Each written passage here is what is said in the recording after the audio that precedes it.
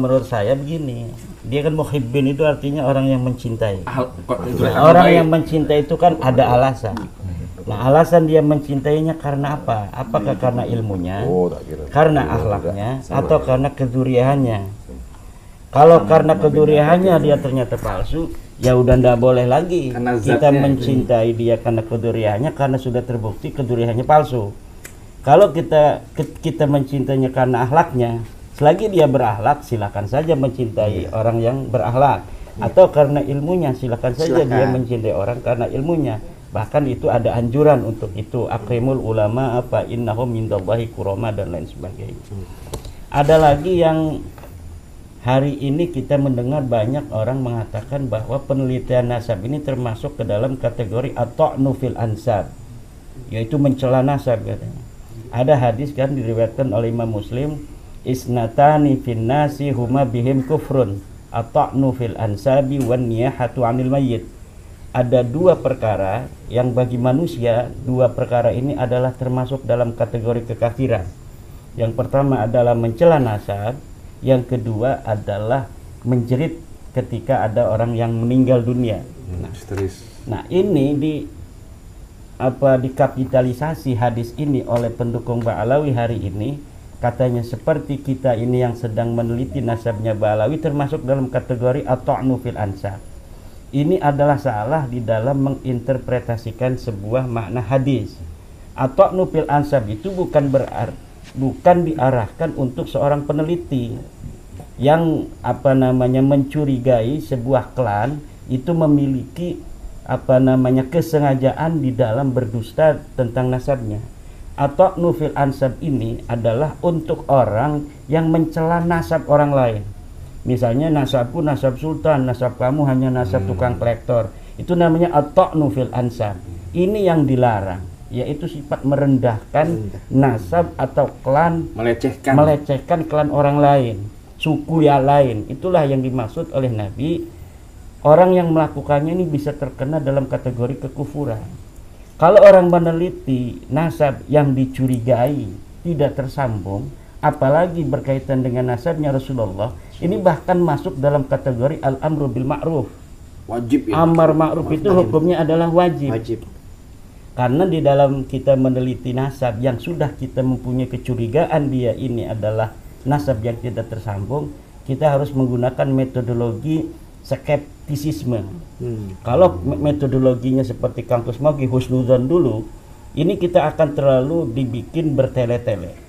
Kita menggunakan teori skeptisisme dulu ketika membaca sebuah berita yang berkaitan dengan mereka, yang ditulis oleh mereka sendiri atau ditahqiq oleh mereka sendiri, kitab ini atau sebuah manuskrip ini, maka kita gunakan metodologi skeptisisme bahwa kita tidak percaya terlebih dahulu sampai terbukti sebaliknya.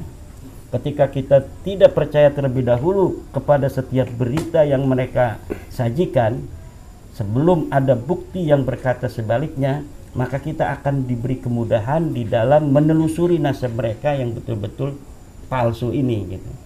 Nah, ketika kita sudah husnuzon terlebih dahulu, ini akan kemana-mana, muter-muternya terlalu jauh dan akan bertele-tele. Itu jatuhnya setan yang bisu nggak? Kalau misalnya kita punya kapasitas untuk meneliti, tapi diam, atau kita tahu, ya misalnya ada ular datang mau kita husnuzon aja gitu. Nggak apa-apa tuh, ular itu nggak bakal gitu. Nggak, artinya kalau ya inilah kita kan namanya diskusi gitu ya. Memang artinya juga masyarakat juga tahu kami saja sebagai saudara kadang-kadang berbeda pendapat, tapi insya Allah Bhinneka Tunggal Ika. Jadi arahnya juga untuk kebaikan. Kayak gini yang perlu dijelaskan kepada publik itu. Tadi kan bilang Habib itu kan sudah terbukti secara dhoni maupun qot'i. Mereka bukan keturunan Nabi. Kalau yang buruk akhlaknya ya jangan dihormati. Kalau yang baik akhlaknya ya dihormati. Apakah mungkin orang itu menjadi baik akhlaknya kalau soal nasab saja mereka bohong? Siapa yang jawab? Silahkan, Kantus saja. Ini pertanyaan yang sangat sulit. Ya. Jadi kalau menurut pandangan saya mengamati, harus vegetarian sebenarnya. Yang sudah tapak ini. ini kan asal mulanya ada ini sudah suatu apa ya, yang periode yang berjalan sudah ratusan tahun. Jadi dari Sambil penelitian makan aja. ya, dari penelitian Keimat saja ini kan awal mula nasab ini kan dari abad 9 Hijriyah oleh Ali bin Abu Bakar As-Sakron. Nah, kalau kita lihat dari kitab yang beliau tulis, itu sifatnya lebih ke arah asumsi. Nah, yang namanya asumsi itu atau zon dugaan ini bisa benar bisa salah gitu. Jadi apakah semua tadi berdusta itu baik segala macam? Jadi arti kata kan belum tentu juga. Jadi di Islam itu kan kita menghukumi dengan yang zohir. Kita tidak tahu pasti dengan yang batinnya. Mungkin dia terdoktrin mungkin dia terdoktrin oleh dari moyangnya. Doktrin sesepuh atau leluhurnya. Jadi yang salah satu gitu. Jadi kena prank ibaratnya. Kena prank kalau jalan sekarang. Jadi belum tentu mereka itu mau berbohong, tapi mereka sepengetahuannya seperti itu. Sepengetahuannya diriwayatkan oleh njit-njitnya, kakek moyangnya ini keturunan Nabi gitu. Nah, jadi yang sebenarnya salah itu kan sebenarnya pada yang awal mula. Cuman yang awal mula pun juga berdasarkan prasangka, belum tentu berdusta. Makanya ini memang masalah dusta atau tidak. Masalah hati. Nah, ini masalah hati. Kalau Keimat sudah meneliti, wah ini fiktif. Berarti kalau kata-kata fiktif berarti ada kedustaan. Nah, yang pasti kalau kita sih sifatnya mencari jalan tengah, mencari titik tengah. Artikan tidak semuanya ini berdusta. Mungkin memang ada oknum-oknum yang berdusta, tapi juga pasti juga ada oknum-oknum yang kena prank gitu. Karena kan tidak mungkin dari sampai ribuan manusia ini semuanya tuh bersepakat buat berdusta, itu kayaknya kecil kemungkinan. Gini itu bagus. Okay. Kalau husnudon sebelum adanya tes Keimat dan sebelum adanya data tes DNA, itu masih mungkin, kita bisa husnudon lah bahwa mungkin tidak bohong lah. Sekarang ini kan sudah terbukti. Kalau mereka bilang saya kan tidak tahu, nggak mungkin tidak tahu karena beritanya udah sampai kemana-mana.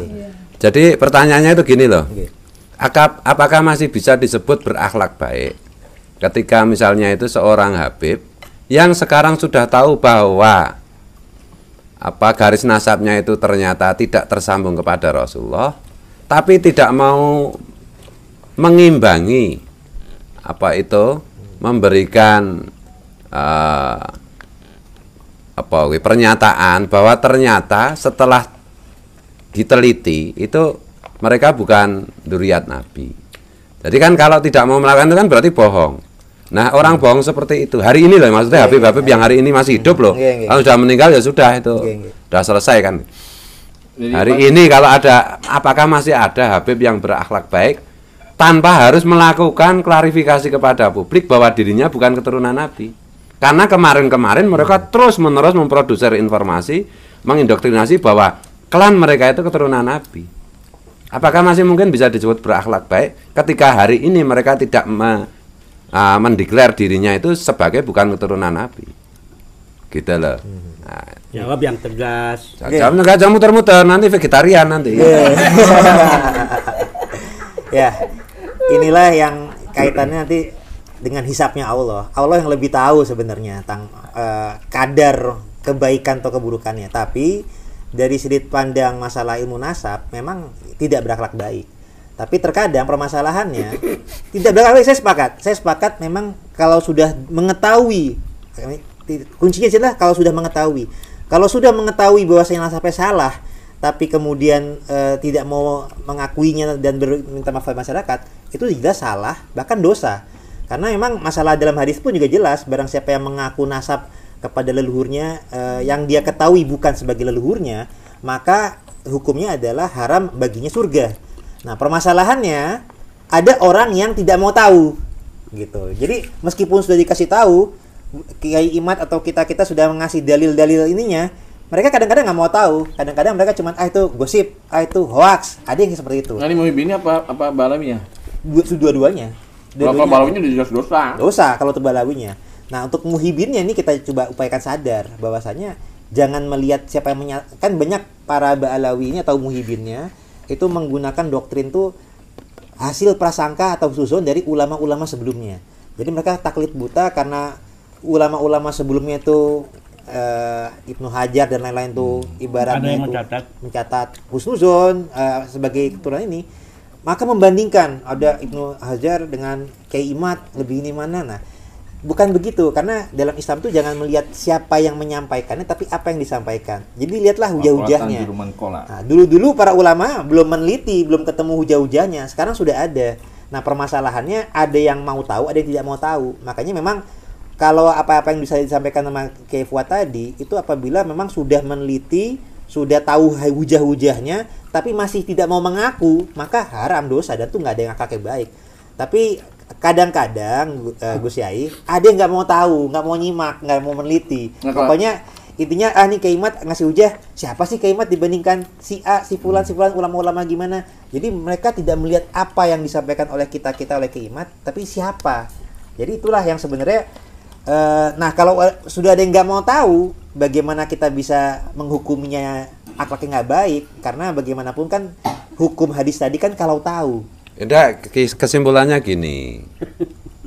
Habib yang hari ini tidak menyatakan dirinya sebagai bukan keturunan Nabi bersama muhibinnya, itu kesimpulannya itu jadinya dimasukkan neraka enggak ini? Kalau mereka tahu tapi masih ngeyel, neraka. Nah, kalau misalkan kalau tidak mau tahu kan memang hukumnya ya sama aja kan? Sama, kalau tidak mau tahu sama. Enggak, ini harus deal ini. Jadi neraka Bang. Jadi gini, ini bakso masail pemaksa. kemarin ada kita makan dulu saja. kemarin ada testimoni. Oh iya, Testimoni orang katanya. Manggil Habib, Beb. Oh jangan panggil Habib. Gitu kan Habib baju kan Habib panggil Habib. Jangan panggil, masih belum jelas. Kayak gitu artinya dia sendiri mungkin mau mengakui pada saat mungkin dia juga belum jelas, mungkin lagi nunggu kapan nih ininya gitu mungkin ya. Nggak, kalau tesisnya Kemat mungkin orang masih punya alasan untuk mendebat. Lah kalau hasil tes DNA apa bisa didebat? Kesimpulannya tadi ke neraka apa enggak ini jadinya? Bis ini sopirnya nunggu ini. Wah, sensitif ini. Wallahu alam bisawab. Tapi yang jelas banyak orang-orang ini yang belum tahu dan belum mau tahu permasalahannya Gus Yai. Kayak misalkan tes DNA ini kan suatu hal yang baru. Memang yang sudah paham Dr. Sugeng dan lain-lain, tapi kan banyak orang-orang yang belum tahu. Dicerahkan, disosialisasikan, mungkin belum merata. Belum merata. Apakah itu bisa menjadi kepastian, menjadi itu orang masih belum merata informasinya, knowledge tentang itu gitu. Jadi perlu suatu transfer ke knowledge yang perlu proses. Kayak orang zaman dulu taunya bumi ini datar, ketika ternyata dinyatakan bulat, itu perlu proses untuk mereka buktinya bagaimana dan menerima bumi itu bulat. Bagaimana? Kalau bumi bulat dan datar nggak sampai neraka itu. Oh, iya. Iya, enggak. Kalau ngaku nasab kan fal yata bawa maka daufinar kan? Betul, sepakat. Ini adanya Kiai Imad ini yang bikin fatwa sambil makan. Kalau saya kembali kepada Al-Quran,